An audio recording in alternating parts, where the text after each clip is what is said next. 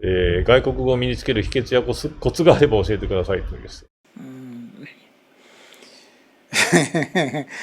これには向き不向きがありますよ。例えば世界的によく知られているタイのアチャンチャーノフというお坊さんがね、一言も喋れませんだからね、英語なんかはね、もうタイ語だけでね。でミャンマーの坊さんたちは何かしら英語できるようになるんですね。そういうふうに向き不向きもありますからね。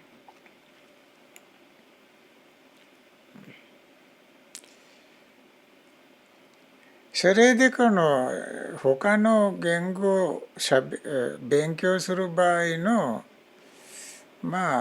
やり方っていうのは今はよくできてますから、このシチュエーショナルというね、いきなりフレーズ覚えてしまうというね、教え方やっぱりヨーロッパではあるんだけど日本ではよくわからないんだけど、日本で英語を勉強しているような感じで文法やら単語やら暗記したりすることでは喋らなくなっちゃうんですね。一般的によく選べるという売られている英語のレッスンなんかではね、ホテルで何喋るのかとかね、空港で何喋るのかとかね、このシチュエーションのフレーズ覚えて暗記すると大体早いとは思いますけどね。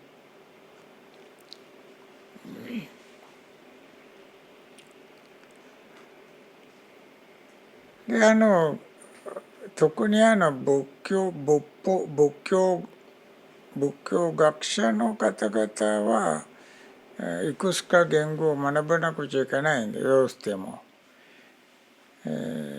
一つ単語だけではうまくいかないんです。仏教学やる場合はね、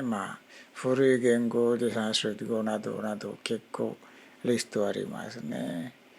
それすぐやります。私は大学で、日本の大学ではね、仏教は全く知らないキリスト教系の大学で友達がいてね、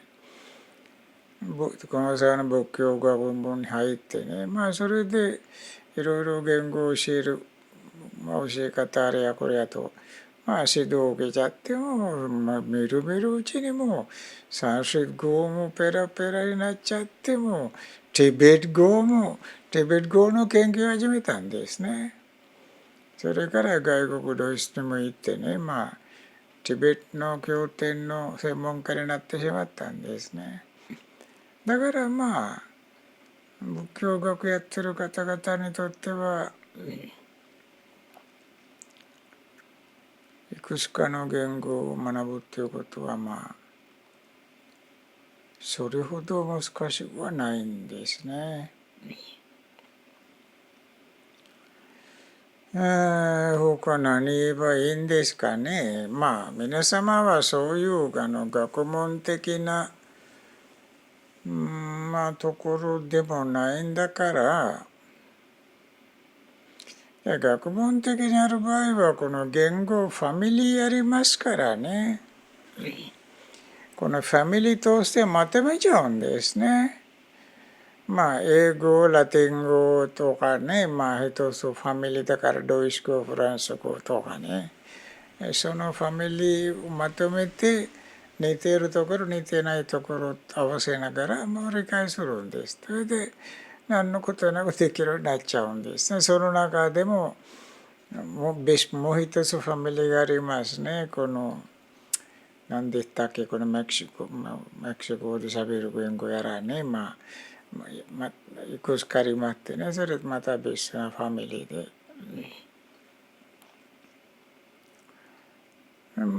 そうやってこのラングエージファミリーとしてまとめて学者は勉強するんですね。ですから例えばサンスクリット語を学んだ人にとっては至って簡単にパーリ語とプラクリット語できるようになる。その人はシンガル語を学びたいと思ったらもう2、3ヶ月間でシンガル語も喋れるようになる。理由はこの一つの言語、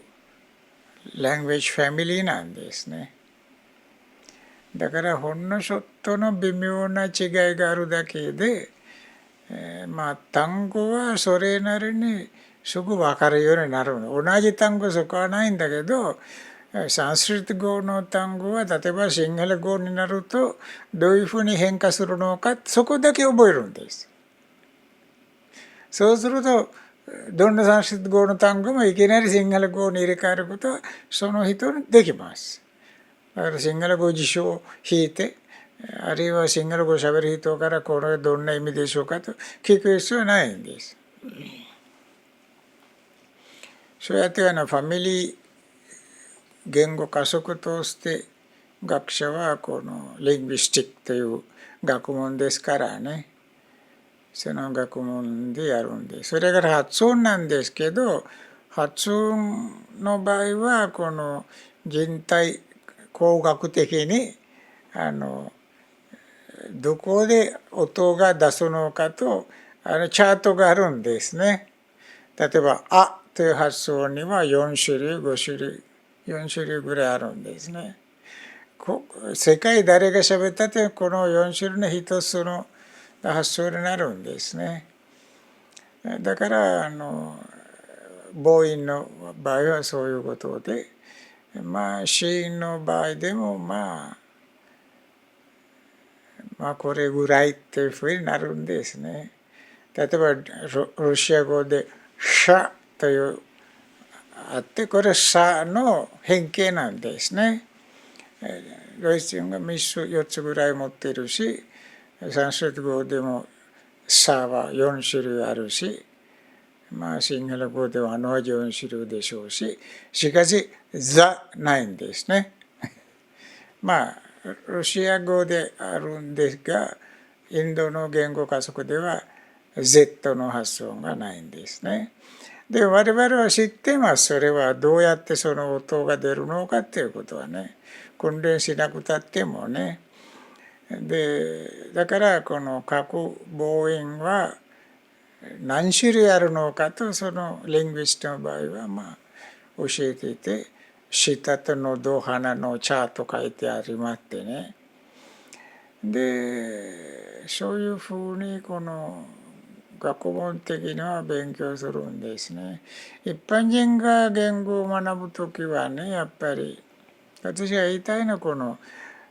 言語よりはその人を学びましょうと。でそうすると、例えばタイ語をしゃべりたければテキストを開けてタイ語の文法とあれこれというよりはタイ人と仲良くしてタイ人を理解する。その人々の好き嫌いやら物の見方やらその人々の文化やらでそのまま理解してしまえば自分が知らんうちにその単語を使っているんですね。それは日本訳する必要はないんです。タイ人の例えば何か習慣がある。でそれ習慣を知ってそれはどういうことかというとタイ人が当然そちらに使うタイ語の単語を言ってくれるんですね。挨拶の場合でもサワディーカープと一般的な挨拶ですけど、そのだけじゃなくてタイ人同士で挨拶する時はどう使うのかと見ると必ずしもサワディーカープとは言わないんですね。で我々はインドあれだからサワディーカープというのはこのサンスクリット語のサティシッダムという言葉のタイなまりなんですね。カープというのは向こうの動詞の終了の音であって、それは男性はこういうふうに言う、女性はこういうふうに言うっていうふうにカープという言葉は変わっちゃうんですね。そうすると子供ならどうするのか、友達どうするのかっていうふうに文化的にこのカープという言葉の変化が見えてくるんで、至って簡単に身に染みちゃうんですよ。で、同じく英語だけちょっとややこしいんですけど、英語はこのインターナショナルになってしまってるんだから、ある一つの民族の言語でなくなっているんですね。だからちょぴっと難しくなっているんですね。だから英語の場合は自分が学んでいる学問を英語にしてみるんです。そうすると英語できるようになるんです。まあ私知ってる範囲ではまあそれだけなんですね。で私も日本語の単語っていうのはものすごい少ないんですよ。私のボキャブラリーは。びっくりするほど少ないんです。私よりはまあ中学生の子供たちは大きいボキャブラリー持っているんです。しかし喋れませんね、私ほどは。だからもう何ですかね、それは。私はこの日本語という言語を喋ってるんじゃないんです。日本人という人々に、その文化に合わせてこのアイディアを提供しているだけですね。そうすると全然何こと喋ってるかと気づくことすらもないんです。ちょっと知識っぽいところになってくるとちょっと英語のフレーズが出てきたりする場合もあるし、日本文化でない概念が出てくると英語の単語が先に来るんで、例えばこの一番有名な私使う単語はディシプリンというね、ディシプリンという単語には日本語の言葉がないんですね。だからそれはディシプリンといったら英語をしゃべる人々にとっては膨大な意味があるんですね。それは日本ではないんですね。日本では別々単語いくつかあるんだけど、全体的に一つもディシプリンという意味も持ってないんですね。まあそういうふうな問題もあります。そんなふうに勉強しますよ、もう。外資なんとかいうか丸暗記ではうまくいかない。人間を理解する、文化を理解する。要するに人を慈しんだら、まあその人の言葉も同じ自分のものになってしまうんです。